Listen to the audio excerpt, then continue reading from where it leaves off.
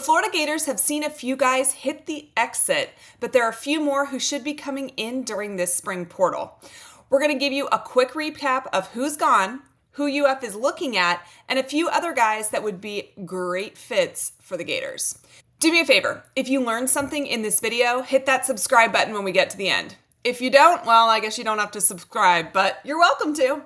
Okay, first up, quick recap. These are the guys who are departing the program during spring.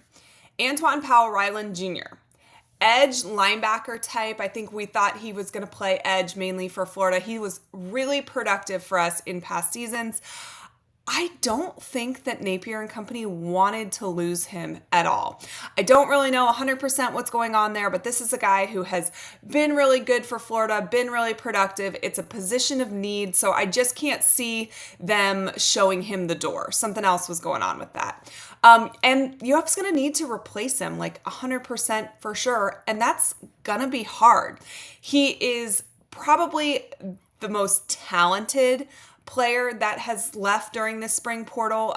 He's the one that UF is going to regret losing the very most, I think.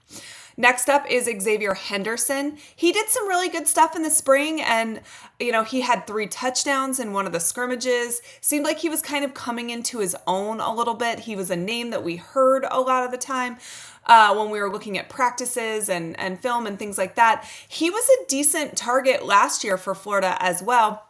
Somebody that helped with special teams, somebody that AR looked to on a regular basis. But this is what I'll tell you. This is a really young and really, really talented wide receiver room.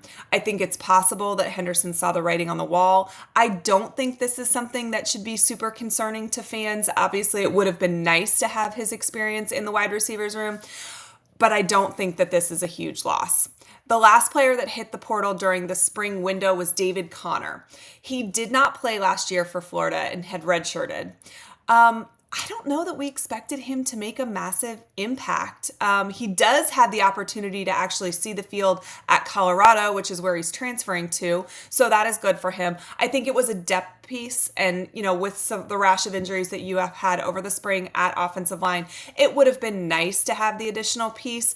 But I don't think this is something that is going to really hurt Florida in the long run. And I think it could be a good move for Connor because he can see the field immediately at Colorado. And obviously, Florida landed RJ Moten this week, so we won't spend a lot of time there. If you missed any updates on him, we'll link that video at the end. But Florida did get a commitment from transfer RJ Moten coming over from Michigan. He is a safety. This was a big pickup. So now let's look at who Florida may be targeting in the portal. Trey Amos is a name that you are going to hear a lot in the next little bit of time here. He is a cornerback from Louisiana. You heard that right. Napier's old school. He is 6 foot 1 inches, 197 pounds. He is a redshirt junior. That means that he has 2 years of eligibility left.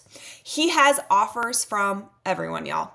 LSU, Alabama, Auburn, Oregon, Ole Miss, Miami, obviously Florida. A bunch of Power 5 schools want him.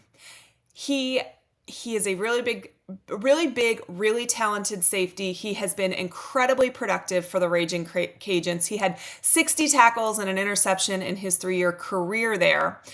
But now he's looking to get developed for the NFL. This is where the Corey Raymond effect is going to really, really help Florida. Trey Amos has developed his skills on the field. He has shown that he is a capable productive player, but he doesn't think that Louisiana is necessarily the best path to the pros. So you can head to an Alabama, you can head to an LSU, which is probably tempting for him because he is from the state of Louisiana. But Corey Raymond has such a history of developing players and putting them in the NFL. So if you're Trey Amos, between the fact that you were recruited and coached by Napier, so that relationship already exists, you know the type of coach he is, you know the type of guy he is, you know most of his army because he brought over like half of them from Louisiana, you've got to think that Florida's going to be the place that makes him feel the most at home, the most comfortable, and then you pair that with the fact that he gets to get coached by Corey Raymond, who has done a phenomenal job developing guys and getting them to the league.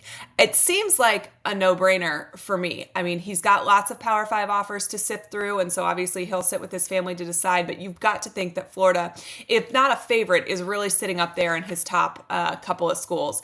And safety is a major position of need for UF, so this is an important target for the Gators to go after and land.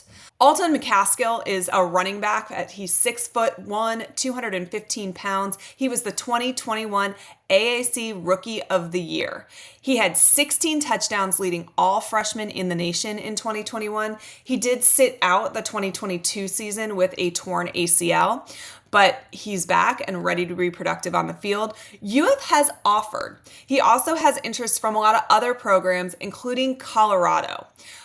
He plays currently for Houston. He's really versatile. He is tough enough and big enough to run between the tackles, but he's also explosive enough to break off long runs and also be an effective weapon as a receiver out of the backfield.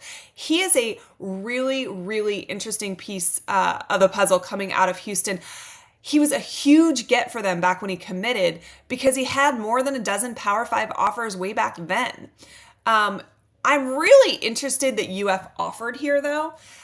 Our running back room is stacked. I really am not 100% sure that I think this makes sense for either party. I don't know that Alton's looking to join a roster where he's going to be third, fourth option in the running back room. And I mean, UF doesn't really need the depth because they have it, but either way, UF has offered. McCaskill seems really pumped about it. So this is something I'm interested to watch. I don't know that I fully understand but both parties seem excited. So keep your eye on the running back out of Houston. Next player up is Demetrius Hill, 6'2", 190 pounds from FIU. He made the freshman All-American team last year. He is a safety. This is attractive, one, because safety is a huge position of need for Florida. Two, because he's got 3 years of eligibility left. So if he is a player that Florida thinks can help immediately, he's a guy they're going to have for a decent amount of time here. We have been told that UF has been in contact with him. So this is something that is appealing to him, appealing to Florida. He had 90 plus tackles last year. He's incredibly athletic. And I think that Corey Raymond sees some maybe raw talent that he can really develop with his 3 years of eligibility. I think Hill sees an opportunity where he can get developed to get to the league. And he really could blossom into a great safety for Florida over the next few years if he ends up transferring in here. The next player on my list is Zachary Franklin. He's from Texas. He's 6'1", 185 pounds. He only has a year of eligibility left. He is a wide receiver from UTSA. He is looking to get developed. Billy Gonzalez should be a huge part of this recruitment here. Billy Gonzalez knows how to develop wide receivers. He knows how to get them into the league. When he was at UTSA, he had 1,136 yards receiving on 94 catches and 15 touchdowns. He averaged 12.1 yards per catch and 81 yards per game. He is the school's all-time leader in receptions, receiving yards, and receiving touchdowns. And he is the only receiver in UTSA history with back-to-back 1,000-yard seasons.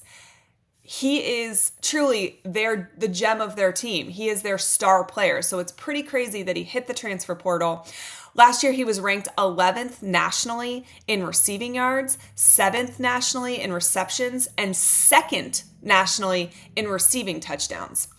Now, this is not like a super, super fast burner guy who is going to stretch the field, but he is an incredibly solid wide receiver. He has been incredibly productive for UTSA, and this would be something that Florida could really use right now. The wide receivers room is young. They are looking for some experience. This would be a great guy to get on the field, productive immediately, kind of help these younger guys along the way maybe a little bit, and of course, be developed by Billy Gonzalez here. So I would definitely look for Franklin to be somebody that Florida goes after hard. Another guy UF should definitely target is Keon Coleman. He is 6'4", 215 pounds. He's got 2 years of eligibility left. He's from Michigan State, where, of course, they are working really hard to keep him. He led the team in all major receiving categories in 2022 with 58 receptions, 798 receiving yards, and 7 touchdowns. He's also one of those two-sport athletes that we talk about Billy Napier really going after and really liking. He's actually spent time on Tom Izzo's basketball roster. The interesting thing about Coleman as well is that he is a Louisiana native. I don't know if Billy Napier recruited him out of high school, but logic would tell me he probably did. So I don't know what kind of relationship exists there. But again, he hit the transfer portal for Michigan State. He has had some meetings with the staff at Michigan State after entering the transfer portal, which is not something you usually see. So that means that he's got an ear listening to what it is that they're saying, how they're trying to sell him to stay. So I'll be interested to watch what he ends up doing there. But Florida seems like it would be a great fit off the bat. He would have the opportunity to play this season. He would have the opportunity to get developed by Billy Gonzalez. He's got 2 years of eligibility left. Florida could definitely use a 6'4" receiver out there. So Keon Coleman, keep an eye on him. Definitely somebody I think UF should target. Let me know your thoughts. Who do you think UF lands? Who do you want them to target and try and get if it's not somebody on my list? Who do you think is the most important guy out of all of these named? Let's chat down below. I appreciate you guys for watching, and if you missed our video on RJ Moten, you can watch it by clicking right here.